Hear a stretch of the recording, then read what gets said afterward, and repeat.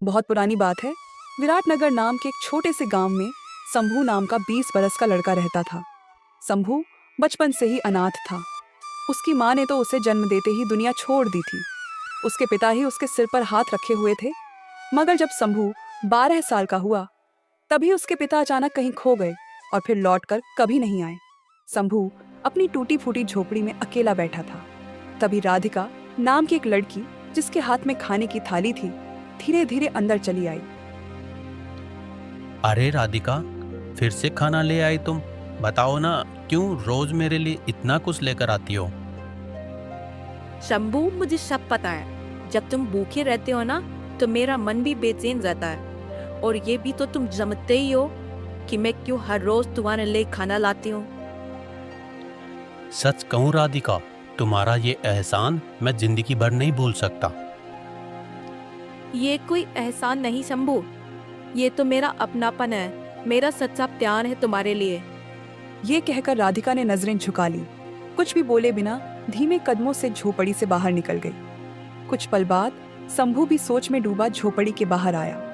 बाहर कदम रखते ही उसने देखा गांव का मुखिया सिर पर पगड़ी बांधे खड़ा उसे घूर रहा था। अरे शंभू, पेट भर लिया कि नहीं? खाना वाना खा लिया ना तुमने? जी मुखिया जी, आपकी बेटी राधिका अभी कुछ देर पहले ही मेरे लिए खाना दे गई है। बहुत अच्छा किया बेटा। अब तुम बड़े हो गए हो शंभू, खुद का ध्यान रखना सीखो, यही सबसे जरूरी है।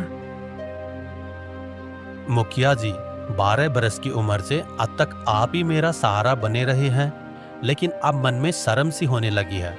अब मैं भी कुछ काम में हाथ बटाना चाहता हूँ। बिल्कुल ठीक कह रहे हो शंभू बेटा, कब तक यूं दूसरों के सहारे बैठोगे? देखो, गांव के पास वाला जंगल अब पहले जैसा डर भरा नहीं रहा। अगर दिल करे तो वहां जाओ, मोटी मोटी लकड़ियां काट लाना, या मधुमक्खियों का छत्ता देखो तो थोड़ा शहद भी लेते आना। मेहनत करोगे तो पेट भरने का जुगाड़ अपने आप हो जाएगा। हाँ मुखिया जी, अब बैठे बैठे पेट भरने का मन नहीं करता। अब बस अपना भी देखना है और अपने घर का भी। अब जो थोड़ा बहुत बन पड़ेगा वही करूंगा मेहनत से। इतना सोचते सोचते शंभू चल पड़ा जंगल की तरफ। थोड़ी देर बाद वो गांव की पगडंडी पार कर उस सुनसान जंगल में पहुंच गया। चल शंभू, पहले बढ़िया पेड़ देख ले, फिर कल कुल्हाड़ी लेकर आना, सब काट लेना। लकड़ी बेचेगा तो 2 पैसे हाथ में आएंगे। मुखिया जी ने अब तक बहुत निभाया, अब बस खुद कमाना है। अब किसी से मांगे बिना पेट भरना है। हाँ, यही ठीक रहेगा।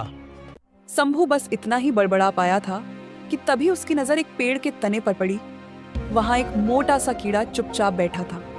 अजीब बात यह थी कि वो कीड़ा हिल भी नहीं रहा था, बस अपनी नन्ही आंखों से शंभू को ऐसे घूर रहा था जैसे कुछ कहना चाहता हो। शंभू की रूह में हल्की सी सनसनी दौड़ गई। ऐसा कीड़ा उसने कभी नहीं देखा था। अरे बाप रे, ये कीड़ा तो बड़े झक्कास साइज का है। ऐसा कीड़ा तो मैंने पहले कभी देखा ही नहीं। ऊपर से इसे क्या मतलब कि मुझे ऐसे घूरे जा रहा है। बड़ी अजीब बात है भाई। शंभू बस इतना ही बड़बड़ा पाया था कि तभी वो मोटा कीड़ा रेंगता रेंगता नीचे उतरा और धीरे धीरे उसके पैरों के पास आ गया। शंभू के तो जैसे पांव जम गए। अगले ही पल उस कीड़े ने किसी इंसान जैसी धीमी आवाज में कहा, मैं तुम्हें पहचानता हूँ, तुम वीरभद्र के बेटे हो ना? ये सुनते ही शंभू का कलेजा कांप गया। वो कुछ पल तो बस ठगा सा खड़ा रह गया। अबे तू तो बस एक कीड़ा है। इंसान जैसी बकवास कैसे कर रहा है रे? ये कौन सा खेल रच रहा है? बोल। एक बात साफ साफ बता, तू वही वीरभद्र का छोरा है ना? छुपा मत, मैं सब जानता हूँ। हाँ, मैं ही हूँ वीरभद्र का बेटा, और ये बात मैं छुपाता नहीं। तेरे बापू वीरभद्र कई बरस पहले यूं ही कहीं गुम हो गए थे, आज तक वापस नहीं लौटे, है ना? मैं वो रात जानता हूँ जो किसी को नहीं पता। तेरे बापू कोई मामूली आदमी नहीं थे। ये सुनते ही शंभू की सांस अटक गई। वो कुछ पल तक बस आंखें फाड़े खड़ा रहा। अरे तू आखिर है कौन? मैं यूं ही तेरी बातों पर कैसे भरोसा कर लूं? कभी सोचा है तूने? पिछले 10 बरस से बाप के बिना जी रहा है तू, पर गांव में कोई उसका नाम तक नहीं लेता। कोई तेरे लिए कुछ करता भी नहीं। बस वो मुखिया ही है जो तेरे हिस्से की फिक्र करता है। कभी सोचा है क्यों? तू मेरे बारे में सब कुछ कैसे जानता है? बता, आखिर तू है कौन? अभी नहीं बता सकता। जब तक तू मुझे इस शराब से आजाद नहीं करेगा, तब तक मैं कुछ नहीं कर पाऊंगा। पता नहीं क्यों उस कीड़े को देख शंभू के रोंगटे खड़े हो गए। उसके पांव ठंडे पड़ने लगे और वो उल्टे कदम भागता हुआ गांव की तरफ दौड़ पड़ा। जैसे तैसे घर पहुंचा तो हाँफता हुआ दरवाजे पर खड़ा हो गया और डरते डरते जोर से बोला, अरे बाप रे, कैसा जंगल है ये! वहां तो कीड़े तक आदमी की जुबान बोलते हैं। ना भैया, अब तो मैं उस जंगल में कदम भी नहीं रखूंगा। हाँ हाँ, कभी नहीं। इतने में राधिका आ गई। उसके हाथ में फिर से खाना था। शंभू को कांपता देख वो चौंक गई और बोली, अरे शंभू, तुम तो जंगल गए थे ना, और ये क्या हाल बना रखा है? माथे से पसीना टपक रहा है, वो भी इतनी ठंड में। ऐसे क्यों कांप रही हो? क्या हुआ जंगल में? शंभू राधिका से कुछ भी नहीं छुपाता था। उसके कांपते होठों से जंगल में हुए सारे किस्से फूट पड़े। राधिका ने सब सुना तो उसके चेहरे पर भी डर झलक आया। वो धीमे से बोली, शंभू सुन लो, अब तुम उस जंगल की तरफ कभी भी मत जाना। इतना कहकर राधिका चुपचाप बाहर चली गई। शंभू ने जैसे तैसे खाना खाया और बिस्तर पर लेटते ही कब आंख लगी उसे खुद पता नहीं चला। अगली सुबह जब शंभू उठा तो रात वाला डर कहीं गायब हो चुका था। वो बड़बड़ाया, हाँ, लगता है बेकार में ही डर गया मैं उस कीड़े से। इंसान की बोली बोल गया तो क्या, कुछ तो सच भी कह गया। बाबूजी के बारे में वो जाने कैसे जानता था। सच बोलूं तो गांव में कोई बाबूजी का नाम भी नहीं लेता। मुखिया जी से पूछा तो हर बार बात घुमा दी। बस इतना बोले, माँ जन्म देते ही चल बसी। बाबूजी जंगल गए, लौटे ही नहीं। कसम से कुछ तो गड़बड़ है। शंभू सोच में ऐसा डूबा कि कब फिर से कदम जंगल की तरफ बढ़ गए उसे खुद पता ही नहीं चला। कुछ देर बाद वो उसी जगह खड़ा था जहां वो अजीब कीड़ा पहली बार दिखा था। तभी वो कीड़ा फिर से रेंगता रेंगता पेड़ से नीचे आ गया। मुझे मालूम था तू लौटकर जरूर आएगा। तेरे खून में भी वही जिद है जो वीरभद्र में थी। तू भी अपने बाप की तरह डर से नहीं भागता। अच्छा, अब साफ साफ बता, तू मेरे बाबूजी के बारे में क्या जानता है? कहाँ है वो? जिंदा है भी या नहीं? मैंने कल भी कहा था, ये राज बताने से पहले तू मुझे इस शराब से आजाद करेगा। पर घबराना मत, मैं तेरी मदद करना चाहता हूँ। मुझे अपना साथी समझ ले। मुझे पता है बचपन से तू कैसी तंगी में जी रहा है, और कई बार तो तुझे खुद पर शर्म भी आई होगी, है ना? ये सुनकर शंभू का चेहरा उतर गया। उसने धीरे से कहा, जब मुखिया जी की बेटी राधिका मेरे लिए रोज खाना लेकर आती है ना, तो मन में बहुत शर्म सी लगती है। सच कहूं तो वो मुझसे दिल से लगाव रखती है और मैं भी उसे दिल से चाहता हूं। पर अभी तक मैं खुद अपने पैरों पर खड़ा भी नहीं हो पाया। ऐसे में मैं मुखिया जी के आगे किस मुंह से राधिका का हाथ मांगूंगा? मैं इस जंगल के हर छुपे राज को जानता हूँ। चल मेरे साथ चल, कुछ दिखाना है तुझे। इतना कहते ही वो कीड़ा धीरे धीरे रेंगता हुआ आगे बढ़ गया। शंभू भी हिचकते हुए उसके पीछे पीछे चल पड़ा।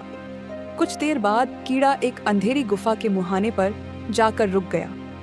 फिर मिट्टी पर सरसराता हुआ बोला, यही वो जगह है शंभू। अब तुझे इस जगह को खोदना होगा। शंभू ने झुककर मिट्टी खोदनी शुरू कर दी। कुछ देर बाद उसकी उंगलियों को मिट्टी के नीचे कुछ सख्त सा महसूस हुआ। उसने मिट्टी हटाई तो एक पुराना बक्सा नजर आया। अब इस बक्से को खोल, देर मत कर शंभू। शंभू ने जैसे ही बक्सा खोला उसकी आंखें फटी की फटी रह गई। वो सांस लेना भी भूल गया। ये सब तेरा ही है शंभू। पहले तुझे अमीर बनना होगा, उसके बाद ही मैं तुम्हें बताऊंगा कि मेरा श्राप कैसे टूटेगा। फिर मैं तुझे तेरे बाबूजी से भी मिलवाऊंगा। मुझे पता है वो अभी कहाँ हैं। ठीक है, तेरी बात मान भी लूं, पर बता तो सही, इस काली गुफा के नीचे ये बक्सा छुपा होने का पता तुझे कैसे चला रे? ओ शंभू, जंगल की मिट्टी में जो दबा वो मेरी नजर से कभी न छुपा। तू पूछता है कैसे पता? जिसे रेंगना आता है ना, वो हर दरार में झांक लेता है। पर एक बात तो बता, मैंने तो अभी तक अपनी जिंदगी में ढंग का काम भी नहीं किया। अब अगर मैं ये बक्सा उठा ले जाऊं और रातों रात मालदार बन जाऊं, तो गांव के लोग मुझसे 100 सवाल नहीं पूछेंगे क्या? अरे यही तो पंगे हैं। अरे शंभू, उसका भी तो जुगाड़ है मेरे पास। सुन, मुखिया जी से कह देना मैं अब व्यापार करने जा रहा हूँ। कुछ दिन शहर रहूंगा, फिर वहां जाकर इन हीरो को बेच दे। जब खजाना लेकर वापस आएगा ना, सब यही सोचेंगे कि शंभू ने तो बड़ा धंधा कर दिया। सवाल पूछने वाला कोई रहेगा ही नहीं। हाँ ठीक है, ऐसा ही कर लूंगा। जो तू कह रहा है वही सही रहेगा। अब एक बात तो बता शंभू, कहीं अमीर बन के मुझे भूल तो नहीं जाएगा ना? अरे भूलूंगा कैसे? मुझे तो दौलत से ज्यादा अपने बाबूजी से मिलने की आस है। इतना कहकर शंभू ने वो बक्सा उठाया और चुपचाप गांव लौट आया। अगले दिन सुबह वो सीधा मुखिया जी के घर पहुंचा और धीमे से बोला, मुखिया जी, मैं सोच रहा हूँ इस बार राज्य जाऊं, थोड़ा बहुत व्यापार व्यवस्था सीख लूं। अरे शंभू, तू तो कभी गांव की चौपाल से बाहर नहीं गया, और व्यापार उसके लिए पैसे चाहिए बेटा, समझ चाहिए। तू संभालेगा कैसे? मुखिया जी, मैंने कभी गांव के बाहर पैर नहीं रखा, पर इस बार रखूंगा। राज्य जाकर जो भी हाथ लगेगा मेहनत करूंगा, मजदूरी करूंगा, छोटा बड़ा जो भी काम मिलेगा। पर एक बार ठान ली है, लौटूंगा तो कुछ बनकर ही लौटूंगा। ये सुनकर मुखिया जी कुछ पल चुप रहे, फिर हल्की मुस्कान के साथ बोले,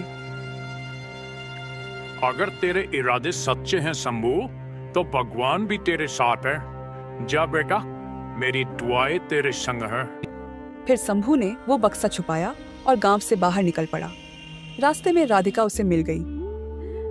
शंभू, एक बात बताना, राज्य जाकर कहीं मुझे भूल तो नहीं जाओगे?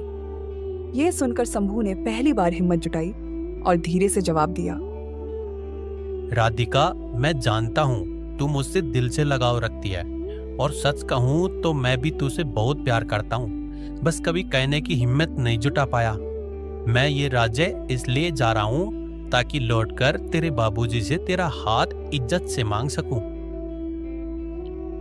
मैं भगवान से दुआ करूंगी शंभू, तू अपनी मकसद में कामयाब होकर लौटे। शंभू हल्की मुस्कान लिए गांव की पगडंडी पार कर सीधा राज्य की तरफ बढ़ गया। वहां पहुंचकर उसने एक सराय में डेरा जमाया, फिर बक्से से कुछ हीरे निकाले और पास की बस्ती में एक जौहरी के ठिकाने पर जा खड़ा हुआ। अरे बाप रे, ओ शंभू भैया, ये क्या लाए हो? ये तो बड़ा ही बेशकीमती हीरा है रे। कहाँ हाथ लगा तुम्हें ये खजाना? अरे जोरी भैया, ये हीरे मेरे बाबूजी के हैं। वो हीरे जवाहरात के बड़े कारोबारी थे उस जमाने में। अरे शंभू भैया, कोई बावला ही होगा जो ऐसे चमचमाते हीरे न खरीदे। मैं तो कहूं जितनी कीमत मांगोगे उतनी ही दूंगा, बस माल मेरा हुआ समझो। जौहरी ने शंभू को उसकी बताई कीमत से भी ज्यादा दे डाली। शंभू कुछ दिन राज्य में ही रुका और बाकी हीरे बेच बेचकर देखते ही देखते अमीर बन गया। फिर एक दिन वो अपने गांव लौटा। शंभू को ऐसे बदल कर देख मुखिया जी और राधिका की आंखें खुशी से चमक उठी। कुछ ही महीनों में शंभू की टूटी फूटी झोपड़ी की जगह गांव में उसकी एक छोटी हवेली खड़ी हो गई। नौकर चाकर भी लग गए। एक दिन राधिका मुस्कुराते हुए शंभू से बोली, शंभू, अब तो तू अमीर भी बन गया और लोग भी पहले जैसा दया वाला मुंह नहीं बनाते, सब इज्जत से देखते हैं तुझे। पहले जो अनाथ समझते थे अब वही सलाम ठोकते हैं। अब बता, मेरे बाबूजी से कब बोलेगा? मेरा हाथ मांगेगा भी कि नहीं? राधिका, तू बेफिक्र रह, बस थोड़े दिन सब्र कर, फिर मैं खुद तेरे बाबूजी से तेरी बात पक्की करूंगा, ये मेरा वादा है। मुझे पूरा भरोसा है शंभू, तू मुझे कभी अकेला नहीं छोड़ेगा। राधिका के जाते ही शंभू अकेले में खुद से बड़बड़ाया, एक बार बस बाबूजी मिल जाएं, फिर देख, मैं खुद नहीं बोलूंगा, बाबूजी ही जाके मुखिया जी से राधिका का हाथ मांगेंगे। गांव देखेगा तब शंभू भी कुछ बना है। चल शंभू, अब फिर उसी कीड़े से सौदा करना पड़ेगा। इतना बड़बड़ाते ही शंभू फिर उसी जंगल की पगडंडी पकड़ लिया। थोड़ी देर में वो वहीं खड़ा था, ठीक उसी जगह जहां पहली बार वो अजीब कीड़ा मिला था। पर इस बार पेड़ की छांव में कोई साधु बैठा दिखा, आंख मूंदे।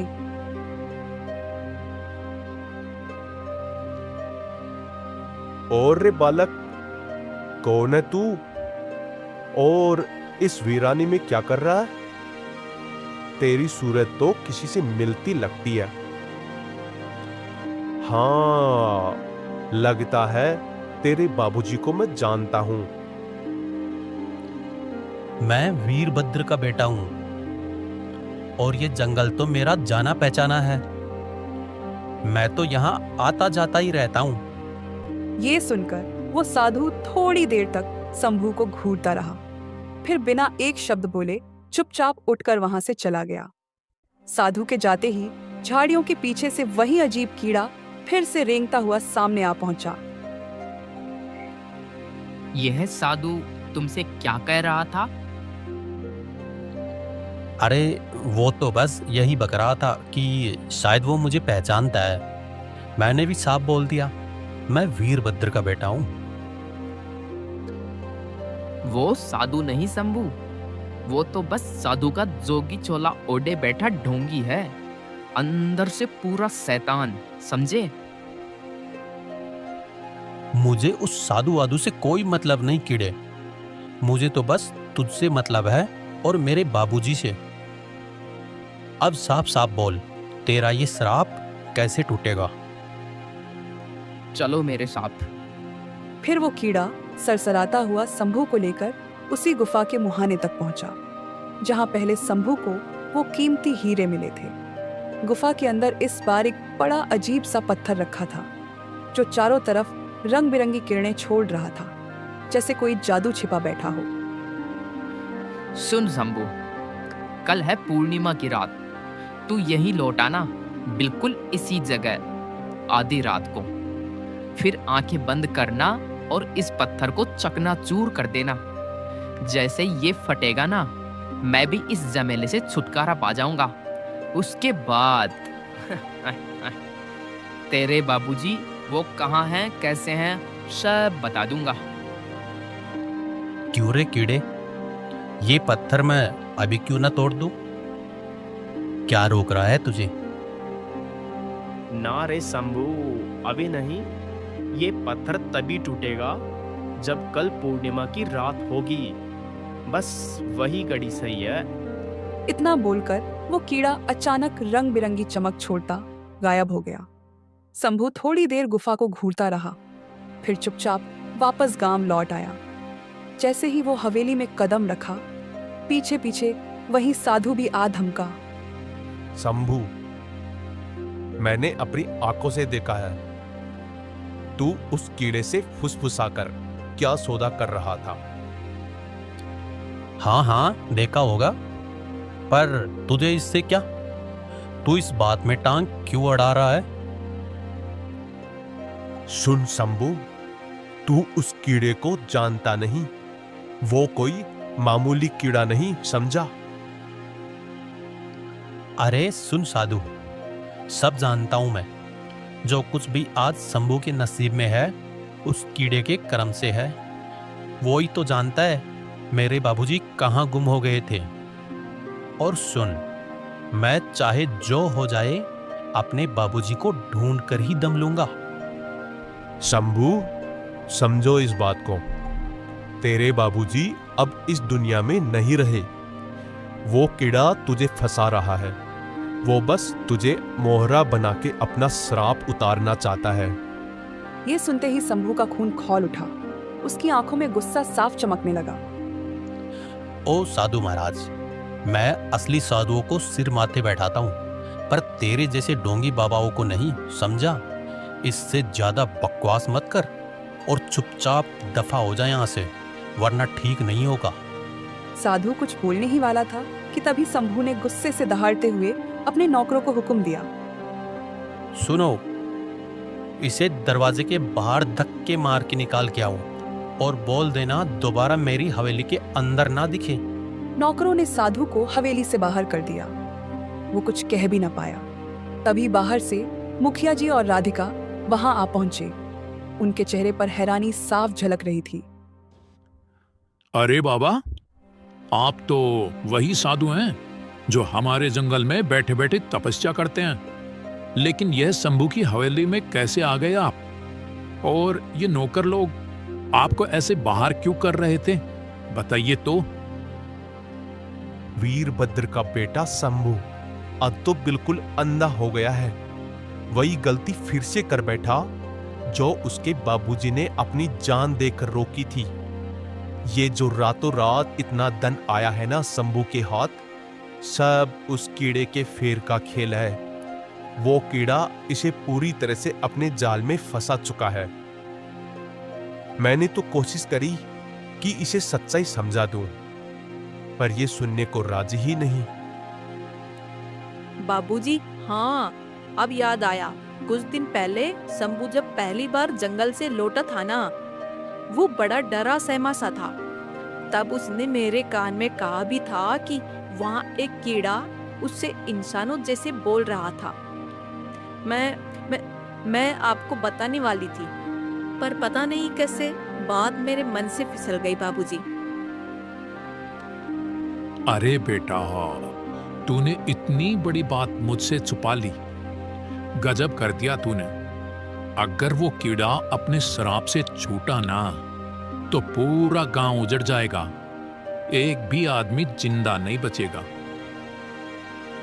हाँ मुखिया जी, आपकी बात 100% सही है। लेकिन शंभू है कि जरा भी सुनने को तैयार नहीं। समझाना चाहा मैंने, पर टस से मस नहीं हुआ। चिंता मत करना बाबा, मैं खुद शंभू से बात करूंगा और उसे ठीक से समझा दूंगा। मुखिया जी बिना देर किए सीधा शंभू के पास पहुंच गए। मन में ठान लिया था कि अब इसे समझाना ही पड़ेगा। रे शंभू, ये कौन सी बात सुन रहा हूं मैं? तू जंगल में जा जाके उस कीड़े से बतियाता है जो आदमी की जुबान में बोलता है। अरे कुछ तो सोचा होता। कोई कीड़ा आदमी की तरह बकबक करे, यह भी कोई मामूली बात है? ओ मुखिया जी, हाँ हाँ, आपको भी खबर लग गई ना, तो सुनिए। हाँ, पहले मुझे भी वो कीड़ा देख के अजीब लगा था, पर अब नहीं। और मैं जानता हूं ये सब बातें उसी ढोंगी साधु ने जाकर आपसे उगली होंगी। देखिए, पूरे 10 बरस हो गए, मेरे बाबूजी जंगल में खो गए। कोई कुछ नहीं कर पाया, पर वो कीड़ा सब जानता है। बाबूजी कहाँ हैं, कैसे हैं। मैं और कुछ नहीं मांगता मुखिया जी, बस एक बार अपने बाबूजी से आंख मिला लूं, बस। रे बेटा शंभू, तू क्या जाने अपने बाबूजी के बारे में? तुझे आधा सच भी नहीं पता। हाँ, मैं नहीं जानता। क्यों जानूंगा? आपने कभी कुछ बताया ही नहीं, गांव वालों ने भी जुबान खोली नहीं, तो मैं क्या हवा से जान लेता? अब किसी की जुबान पर भरोसा क्यों करूं? मुझे तो बस उस कीड़े की बात सही लगती है। कल पूर्णिमा है ना, मैं कल ही उस कीड़े का श्राप तोड़ दूंगा। फिर वो कीड़ा मेरे बाबूजी को मेरे हवाले कर देगा। बस। ये बोलते बोलते शंभू का गुस्सा और भड़क गया। वो पैर पटकता हुआ सीधा हवेली के बाहर निकल गया। शंभू बेटा, ओ शंभू, सुन तो ले मेरी बात। ऐसे गुस्से में मत जा रे शंभू। मुखिया जी की आवाज गूंजती रही, पर शंभू एक बार भी पीछे न मुड़ा। आखिर मुखिया जी भारी मन लेकर हवेली के बाहर तक चले आए। आंखों में चिंता साफ झलक रही थी। नहीं, अब शंभू को रोकना ही पड़ेगा, वरना वो कीड़ा अपना असली बेस दिखा देगा। शंभू अब कहाँ निकल गया इसका कुछ पता नहीं। अब तो बस कल रात का ही आसरा है, वहीं देखना होगा क्या होता है। अगली रात साधु मुखिया जी और उनकी बेटी राधिका को चुपके से गुफा के पास ले गया। फिर धीरे से मुखिया जी से बोला, मुखिया जी, मुझे पूरा भरोसा है, शंभू यहाँ जरूर आएगा। कल ही मैंने अपने कानों से शंभू और उस कीड़े की सारी बातें सुन ली थी। साधु के मुंह से ये बात निकली ही थी कि तभी रात के सन्नाटे में शंभू दबे पांव वहां आ पहुंचा। उसी लम्हे झाड़ियों में से सरसराहट हुई और वो लंबा सा कीड़ा जमीन पर रेंगता हुआ बाहर निकल आया। फिर डरावनी आवाज में फुसफुसा के बोला, देख शंभू, यहाँ वो साधु, मुखिया और तेरी राधिका भी मौजूद हैं। ये सब तुझे रोकने आए हैं ताकि तू वो पत्थर न तोड़ पाए। पर सुन, इनकी बातों में मत आना, वरना तू अपने बाबूजी से कभी नहीं मिल पाएगा। नहीं, मैं किसी की नहीं सुनने वाला, इनकी तो बिल्कुल भी नहीं। तो फिर जा शंभू, उस गुफा में घुस और वो पत्थर उठा ला, अभी इसी वक्त। शंभू भागता हुआ सीधा गुफा के अंदर घुसा। वो पत्थर दोनों हाथों में उठा लाया। जैसे ही उसे तोड़ने को हुआ, तभी पीछे से साधु, मुखिया जी और राधिका भी वहां आ धमके। शंभू, रुक जा बेटा, उस पत्थर को हाथ मत लगा, तू बहुत बड़ी भूल कर रहा है। नहीं, कोई मुझे नहीं रोकेगा। मुझे तो अपने बाबूजी से हर हालत में मिलना ही है। शंभू, तुझे पता है आज तक तेरे बाबूजी की बात गांव में कोई क्यों नहीं करता? क्योंकि वो कोई मामूली आदमी नहीं थे। वो लालच में अंधा तांत्रिक बन गए थे। जंगल की हर जादुई ताकत को अपनी मुट्ठी में कैद करना चाहते थे। इसी बीच एक दिन उनके पास एक औरत आई। बड़ी सुंदर शक्ल थी उसकी। उसने कहा, मैं इस जंगल की रक्षक हूं, मुझसे ब्याह कर ले, सारी शक्तियां तेरी हो जाएंगी। तेरे बाबूजी उसकी बातों में फंस गए, ब्याह भी कर लिया, पर बाद में पता चला वो कोई रक्षक नहीं थी। वो थी इस जंगल की सबसे भयानक डायन। डायन जो तेरे बाबूजी की सारी ताकत खुद हड़प कर गांव को तबाह करना चाहती थी। तभी एक दिन तेरे बाबूजी के अंदर बची खुची इंसानियत जागी। उन्होंने अपनी सारी काली विद्या जोड़कर उस डायन को इस कीड़े में बदल डाला। सारी ताकत इस पत्थर में बांध दी, डायन को श्रापित कर दिया और खुद अपनी जान दे बैठे। शंभू, उन्होंने ये सब गांव के लिए किया था, तुझे भी छोड़ दिया, अपनी जान दे दी, लेकिन आज तो उसी बलिदान को मिट्टी में मिलाने चला है। ये पत्थर टूटा तो तेरे बाबूजी का बलिदान मिट जाएगा और ये कीड़ा फिर से वही डायन बनकर गांव को खा जाएगी। ये सब झूठ उगल रहे हैं शंभू, सच्चाई वही है जो मैं कह रहा हूँ। अगर मेरे अंदर कोई धोखा होता तो अब तक तेरे लिए इतना क्यों करता, बता। गांव के लोगों ने क्या दिया तुझे, कब साथ खड़े हुए तेरे, हीरे धन दौलत सब मैंने दिया। अब मैं खुद तुझे तेरे बाबूजी से मिलवाने वाला हूँ, फिर किस बात का शक। शंभू उस चाल में फंस गया। कुछ पल तक उसे कुछ सूझा ही नहीं। फिर उसने वो पत्थर जोर से जमीन पर दे मारा। अगले ही पल वो रेंगता हुआ कीड़ा रंग बिरंगी किरणों में बिखरा और एक झटके में भयंकर डायन का रूप धर लिया। हाँ शंभू, मुखिया और साधु सब सच बक रहे थे। तेरा बापू भी बड़ा मूर्ख था, जिसने मुझे इस कीड़े के रूप में जकड़ दिया और खुद मर कप गया। ये पत्थर तोड़ने की ताकत सिर्फ तेरे खून में थी, क्योंकि तेरी रगों में उसी का खून दौड़ रहा है।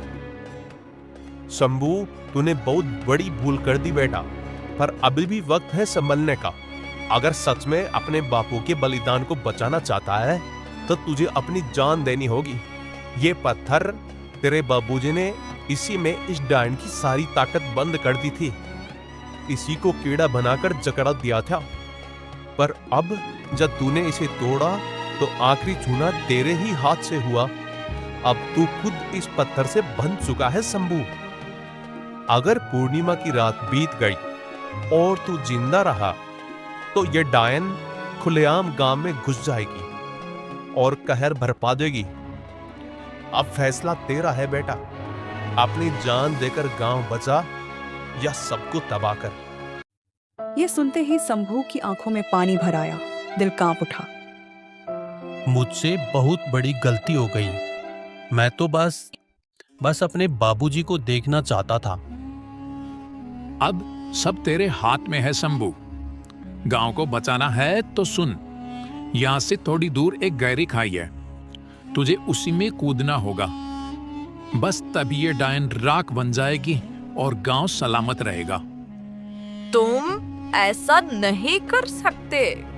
पर शंभू ने दिल में ठान लिया था, गांव को बचाना ही होगा। वो भागता हुआ सीधा उस गहरी खाई के किनारे पहुंचा और बिना पलटे छलांग लगा दी।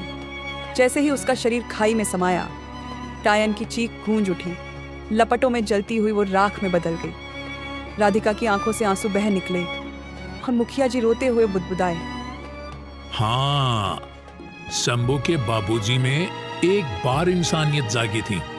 पर शंभू तो सिर्फ इंसान नहीं था, वो तो गांव का बलिदानी था। अपने गांव के लिए अपनी जान दे गया। साधु, मुखिया जी और राधिका धीरे धीरे गांव लौट गए और इसी के साथ बरसों पुराना वो डरावना रहस्य हमेशा हमेशा के लिए खत्म हो गया।